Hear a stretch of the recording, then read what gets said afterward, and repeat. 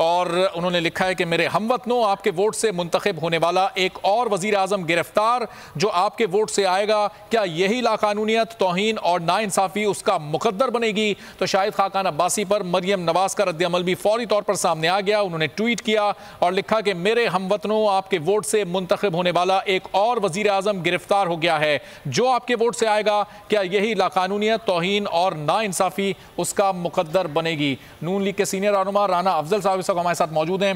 राना साहब, ये आपकी पार्टी जिस रहनुमा पर जो भी केसेस हैं वो क्या ताउन नहीं कर रहा? शाहिद खाकान अब्बासी साहब भी आज नैब रावलपिंडी में तलब किए गए थे, वो पेश नहीं हो रहे थे, लाहौर जा रहे थे प्रेस कॉन्फ्रेंस में शिरकत के लिए। तो रियासती इदारे जो एहतसाब कर रहे हैं, क्या उसको आप लोग सीरियस नहीं ले रहे? फिर इस तरह की कार्रवाइयाँ होती हैं।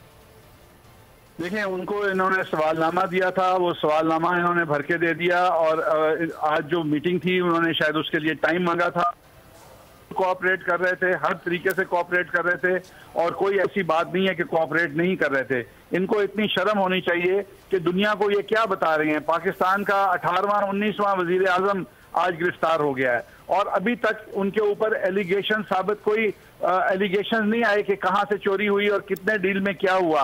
और ये जो गिरफ्तारियां कर रहे हैं, ये सिर्फ मुस्लिम लीग नून का जो ग्राफ बढ़ रहा है और जो मरियम नवाज के जलसे कामयाब हो रहे हैं और वो जो कर रही हैं, अब इनको खौफ है कि ये जो है इनका पासा पलटने वाला है।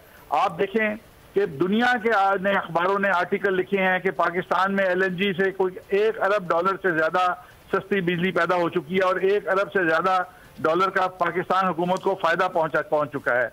और ये जो डील थी, ये हुकूमत पाकिस्तान और हुकूमत कतर के दरमियान, उनकी सरकारी कंपनी के दरमियान डील हुई थी। जब कतर के बादशाह यहाँ आए थे तो उस वक्त भी इन्होंने उनसे बात की और उसके अंदर कोई इन्होंने कतर के ऊपर इल्जाम नहीं लगाया